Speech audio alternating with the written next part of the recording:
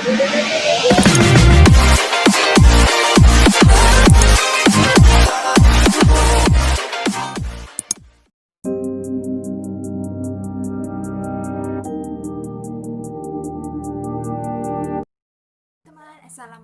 warahmatullahi wabarakatuh.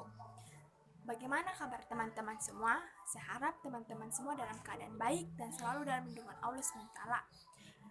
Perkenalkan, nama saya Kurnia Rahayu, mata kuliah Bahasa Indonesia, jurusan Agroteknologi, Fakultas Pertanian, Universitas Cokro Aminoto, Palu. Nah, teman-teman, pada kesempatan kali ini saya akan membuat konten video yang berisikan sub-sub materi. Nah, teman-teman, langsung saja kita menjawab submateri yang pertama. Oke, submateri yang pertama. Apa manfaat yang Anda peroleh ketika mempelajari materi sejarah bahasa Indonesia dan perkembangan bahasa Indonesia? Manfaat yang saya peroleh ketika saya mempelajari materi sejarah perkembangan bahasa Indonesia adalah saya jadi mengetahui asal-usul bahasa Indonesia dan sejak kapan bahasa Indonesia digunakan dan bahasa apa yang digunakan sebelum bahasa Indonesia. Dengan adanya perkembangan bahasa Indonesia memudahkan saya untuk menggunakan bahasa Indonesia secara baik dan benar. Yang kedua, apa manfaat yang Anda peroleh ketika mempelajari kesantunan berbahasa? Manfaat yang saya peroleh ketika saya mempelajari materi kesantunan berbahasa yang pertama, saya jadi bisa menilai dan memilih bahasa apa saja yang pantas saya ucapkan. Dan kita pun harus menjaga perasaan lawan bicara kita. Langsung saja kita masuk ke submateri yang ketiga. Apa manfaat yang Anda peroleh ketika mempelajari ragam bahasa Indonesia? Manfaat yang kita peroleh ketika kita mempelajari bahasa Indonesia adalah menambah pengetahuan kita. Yang kedua, memudahkan kita dalam urusan bisnis. Misalnya, ada pekerjaan berbahasa Itali atau translate atau apalah itu. Yang ketiga, membuat kita berkeliling dunia. Yang keempat, memudahkan kita untuk bersosialisasi. Kemudian, soal nomor 4, jelaskan pengertian bahasa Indonesia yang baik dan benar dan berikan masing-masing 5 contoh. Bahasa Indonesia yang baik dan benar adalah bahasa Indonesia yang digunakan sesuai dengan situasi pembicaraan dan sesuai dengan tata kaidah ejaan bahasa Indonesia yang ada dalam PUEBI, Pusat Umum Ejaan Bahasa Indonesia, yang terdaftar dalam Permendikbud nomor 50 tahun 2015 dan digunakan sejak 30 November tahun 2015 sebagai pengganti ejaan yang disempurnakan. Penggunaan bahasa Indonesia yang baik dan benar.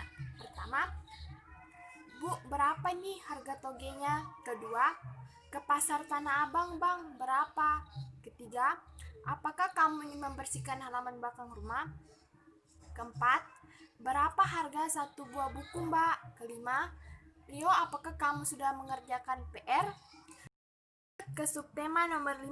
Hal apa saja yang harus dipertimbangkan supaya seorang penulis dapat memilih kata dengan tepat saat menulis karya ilmiah? Yang pertama, menentukan judul tulisan.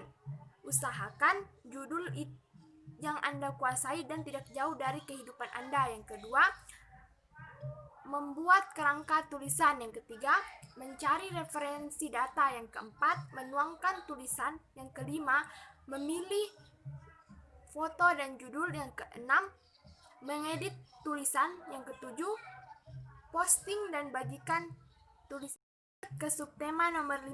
Hal apa saja yang harus dipertimbangkan supaya seorang penulis dapat memilih kata dengan tepat saat menulis karya ilmiah? Yang pertama, menentukan judul tulisan.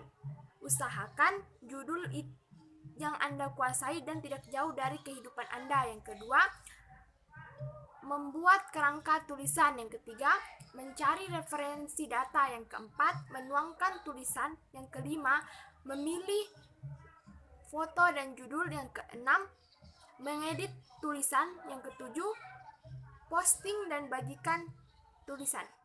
Nomor 6, bagaimana cara menyusun kalimat supaya menjadi kalimat efektif? Yang pertama, kita perlu memperhatikan kesatuan gagasan, kesejajaran, kelogisan, penghematan. Nomor 7, buatlah 3 contoh kalimat efektif.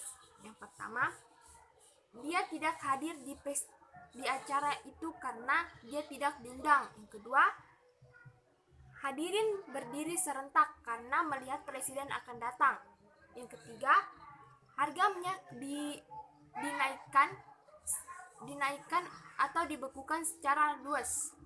Lanjut nomor 8, susunlah sebuah paragraf yang baik tentang bidang keilmuan Anda sesuai dengan kriteria paragraf yang baik. Bidang keilmuan saya yaitu seorang pengajar atau guru. Profesi saya menuntut saya untuk berkomunikasi secara baik dengan para murid-murid saya dan memberikan bahasa yang mudah dipahami kepada murid-murid saya agar murid-murid saya tidak kebingungan. Salah satu manfaat saya berkomunikasi baik dengan murid-murid saya yaitu memudahkan murid-murid saya untuk menanyakan apabila ada materi yang mereka kurang pahami. Submateri yang terakhir. Apa hal yang akan Anda lakukan agar keterampilan menulis Anda dapat meningkat secara signifikan? Yang pertama, menulis secara teratur. Yang kedua, menerapkan sistem EYD. Yang ketiga, lakukan sesuai mood Anda. Yang keempat, melakukan evaluasi setiap selesai menulis. Yang kelima, meminta saran dan kritik dari pembaca Anda. Yang keenam, menggunakan kalimat aktif. Yang ketujuh, bergabunglah dengan forum atau grup tulisan. Yang kedelapan, ikut kelas menulis. Itulah tadi submateri saya pada hari ini. Kurang lebihnya mohon dimaafkan, dan bagi teman-teman yang telah menonton konten saya, jangan lupa like, comment, and subscribe. Terima kasih. Wassalamualaikum warahmatullahi wabarakatuh.